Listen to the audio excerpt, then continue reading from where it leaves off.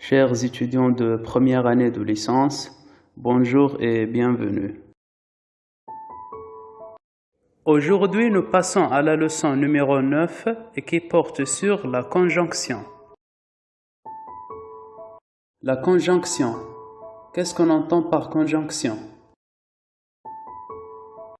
Il s'agit d'un mot invariable qui joint deux termes d'une proposition ou bien deux propositions. Voilà un exemple. La tempête s'éloigne et les vents sont calmés. Dans cette phrase, la conjonction « et » réunit la première proposition, à savoir la tempête s'éloigne, avec la deuxième proposition « les vents sont calmés ». Remarque. Une locution conjonctive est une réunion de mots équivalents à une conjonction, c'est-à-dire on a la conjonction ordinaire qui se compose d'un seul mot, et on peut avoir aussi une locution conjonctive qui se compose de deux ou plusieurs mots et qui joue le rôle d'une conjonction ordinaire. Nous vous donnons quelques exemples de locutions conjonctives. Afin que, à moins que, pour que, c'est-à-dire, etc. Espèces de conjonction. Quelles sont les différentes espèces de conjonction? 1. Nous avons les conjonctions de coordination. 2. Nous avons aussi les conjonctions de subordination. Les conjonctions de coordination. Qu'est-ce qu'on entend par conjonction de coordination? Ce sont les conjonctions qui servent à joindre soit deux propositions de même nature, soit deux éléments de même fonction dans une proposition. Voilà quelques exemples. 1. Je pense donc je suis. Donc est une conjonction de coordination qui sert à joindre deux propositions de même nature. La première proposition c'est je pense, la deuxième proposition c'est je suis. 2. La patience et la persévérance sont deux forces et est une conjonction de coordination qui sert à joindre deux éléments de même fonction dans une proposition. Le premier élément, c'est la patience. Le deuxième élément, c'est la persévérance. À présent, nous allons vous présenter les principales conjonctions de coordination. Et, ou, ni, mais, car, donc, cependant, toutefois, néanmoins. À présent, qu'en est-il des principaux rapports indiqués par les conjonctions de coordination? Le premier rapport, c'est l'addition. Les principales conjonctions utilisées pour exprimer l'addition sont les suivantes. Et, ni, puis, ensuite, alors, aussi, bien plus, ainsi que, aussi bien que, de même que, etc. Le deuxième rapport, c'est l'alternative. Les conjonctions les plus utilisées pour exprimer l'alternative sont les suivantes.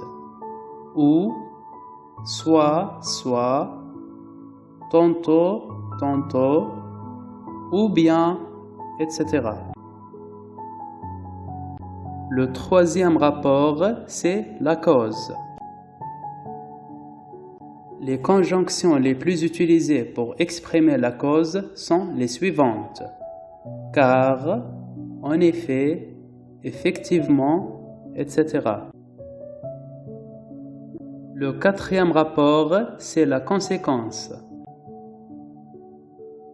Les conjonctions les plus utilisées pour exprimer la conséquence sont les suivantes. Donc, aussi, alors, ainsi, par conséquent, c'est pourquoi, etc. Le cinquième rapport, c'est l'explication. Les conjonctions les plus utilisées pour exprimer l'explication sont les suivantes, à savoir, c'est-à-dire, soit, etc. Le sixième rapport, c'est l'opposition. Les conjonctions les plus utilisées pour exprimer l'opposition sont les suivantes, mais, au contraire, cependant, toutefois, néanmoins, pourtant, etc. Le septième rapport, c'est la transition. La conjonction la plus utilisée pour exprimer la transition est or. Les conjonctions de subordination. À présent, qu'est-ce qu'on entend par conjonction de subordination? Ce sont les conjonctions qui servent à joindre une proposition subordonnée à la proposition dont elle dépend. Exemple, on a perdu bien peu quand on garde l'honneur. Quand est une conjonction de subordination qui réunit la proposition subordonnée à la proposition dont elle dépend. À présent, qu'en est-il des principaux rapports indiqués par les conjonctions de subordination? Le premier rapport, c'est le rapport de but. Les conjonctions de subordination les plus utilisées pour exprimer le but sont les suivantes. Afin que, pour que, de peur que, etc. Le deuxième rapport, c'est le rapport de cause. Les conjonctions de subordination les plus utilisées pour exprimer la cause sont les suivantes. Comme, parce que, puisque, attendu que, etc. Le troisième rapport, c'est le rapport de comparaison. Les conjonctions de subordination les plus utilisées pour exprimer la comparaison sont les suivantes. Comme, de même que, autant que, etc. Le quatrième rapport, c'est le rapport de concession ou d'opposition. Les conjonctions de subordination les plus utilisées pour exprimer la concession et l'opposition sont les suivantes. Bien que, alors que, tandis que, etc. Le cinquième rapport, c'est le rapport de condition. Les conjonctions les plus utilisées pour exprimer la condition sont les suivantes. Si, au cas où, à condition que, pourvu que, etc. Le sixième rapport, c'est le rapport de conséquence. Les conjonctions les plus utilisées pour exprimer la conséquence sont les suivantes. De sorte que, de façon que, de manière que, etc.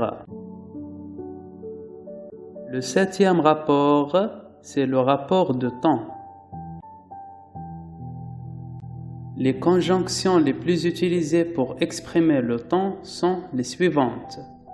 Quand, lorsque, avant que, dès lors que, depuis que, etc. C'est ainsi que nous arrivons à la fin de cette leçon. Merci de votre attention.